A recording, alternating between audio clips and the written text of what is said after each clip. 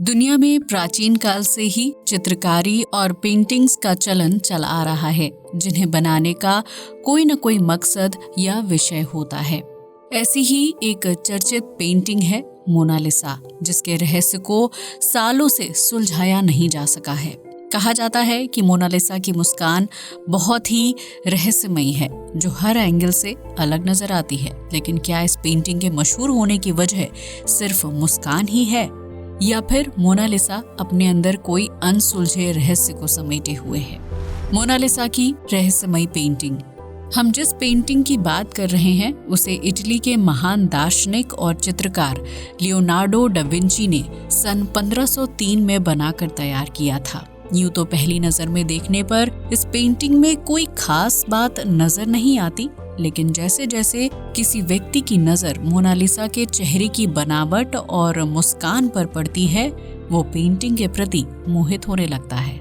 ये एक ऐसी पेंटिंग है जिसने दुनिया भर के लोगों का ध्यान अपनी तरफ अट्रैक्ट किया है, फिर चाहे किसी को चित्रकारी का शौक हो या ना हो। वर्तमान समय में मोनालिसा की असल पेंटिंग की कीमत $1 बिलियन आंकी गई है, जबकि इस पेंटिंग को समझ पाना अच्छे चित्रकारों के बस की बात नहीं है। इस पेंटिंग में एक खूबसूरत महिला का चेहरा, कंधे और हाथ बनाए गए हैं, जो सादगी के साथ पेंटिंग से बाहर झांकती हुई नजर आती है। लियोनार्डो डा विंची ने पेंटिंग का काम सन 1503 में शुरू किया था, लेकिन इस पेंटिंग को पूरा करने तक सन 1517 आ गया था। कहा जाता है कि लियोनार्डो डा विंची को मोनालिसा के होठों को सही आकार देने में 12 साल से ज्यादा का वक्त लगा था, क्योंकि वो पेंटिंग में महिला की मुस्कान को बेहद अलग बनाना चाहते थे। माना जाता है कि मोनालिसा की मुस्कान इतनी रहस्यमयी है कि इसकी बनावट हर एंगल के साथ बदल जाती है। यानी अगर आप मोनालिसा की पेंटिंग को दाईं तरफ से देखते हैं तो ये आपको हल्की सी मुस्कुराहट बिखेरते हुए नजर आएगी। वहीं अगर आप इस पेंटिंग को बाईं तरफ से देखते हैं तो मोनालिसा की मुस्कान अचानक से फीकी लगने लगती है और ऐसा महसूस होता है कि पेंटिंग में नजर आ रही महिला अचानक से मायूस हो गई है। यही वजह है कि मोनालिसा की पेंटिंग को देखने वाले लोग इसे रहस्यमयी मानते हैं और ये जानने की कोशिश करते हैं कि आखिर लियोनार्डो डा विंची ने इस पेंटिंग को कैसे बनाया था, जिसकी वजह से ये हर एंगल के साथ अलग दिखने लगती है। मोनालिसा की पेंटिंग को लेकर सिर्फ उसकी मुस्कान शोध का विषय नहीं है, बल्कि बहुत से लोग और चित्रकार इस सवाल का जवाब जानना चाहते हैं कि मोनालिसा की पेंटिंग किस महिला को देखकर बनाई गई थी और उसका विषय क्या था। कुछ लोगों का मानना है कि लियोनार्डो डा विंची ने इटली की किसी महिला को अपनी पेंटिंग में जगह दी है, जिसकी मुस्कान से वो काफी ज्यादा इम्प्रेस हो गए थे। वहीं कुछ चित्रकारों का मानना है कि मोनालिसा पेंटर की अपनी कल्पना है, जिसे उन्होंने रंगों की मदद से एक खूबसूरत महिला का रूप दिया है। इसके अलावा कुछ लोगों का ये भी मानना है कि मोनालिसा की पेंटिंग असल में लियोनार्डो डा विंची का चेहरा है, जिसे उन्होंने महिला के चेहरे, शरीर और कद काठी में ढाल दिया था। लियोनार्डो डा विंची ने मोनालिसा से जुड़े किसी भी सवाल का जवाब नहीं दिया था, क्योंकि सन 1519 में उनकी मौत हो गई थी।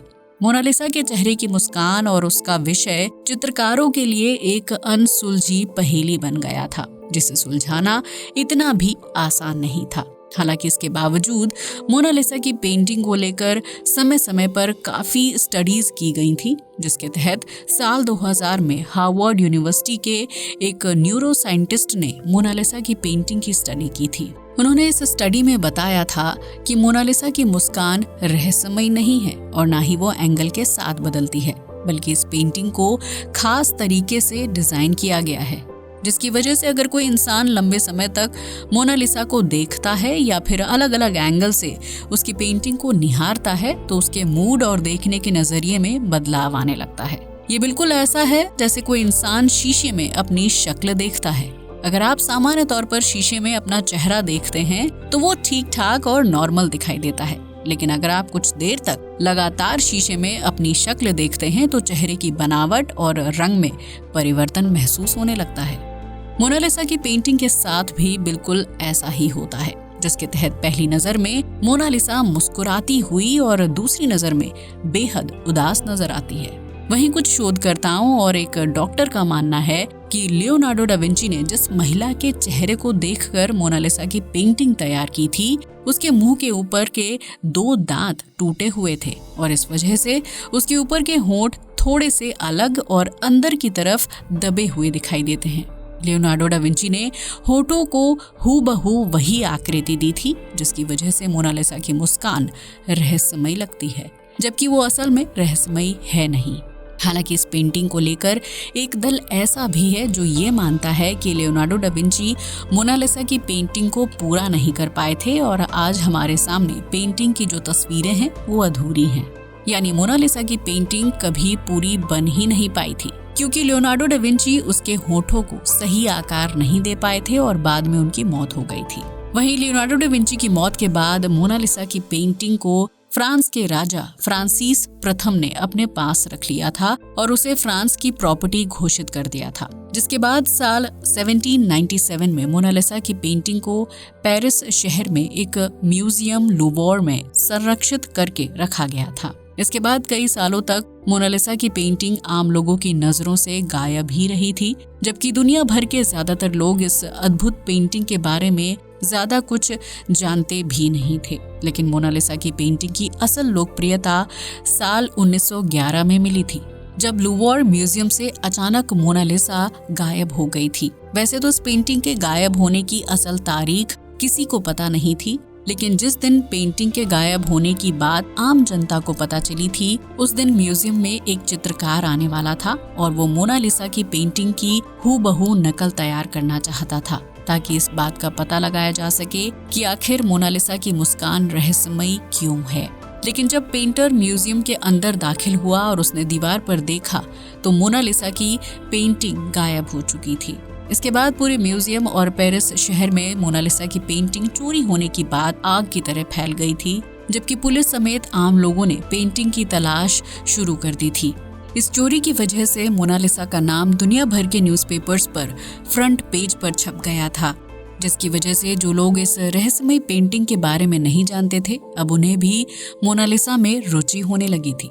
पेरिस की पुलिस ने सैकड़ों लोगों को गिरफ्तार किया और उनसे पूछताछ की, लेकिन पुलिस को ऐसा कोई इंसान नहीं मिला था जिसने मोनालिसा की पेंटिंग चुराई हो।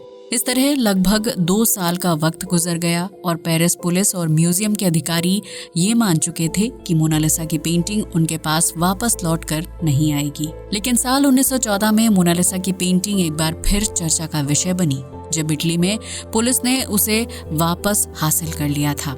दरअसल एक गुमनाम व्यक्ति ने इटली में पुराने और एंटीक सामान खरीदने वाले व्यक्ति को खत लिखा था, जिसमें ये लिखा गया था कि मोनालिसा को इटली में होना चाहिए क्योंकि उसे बनाने वाले पेंटर इटली के थे।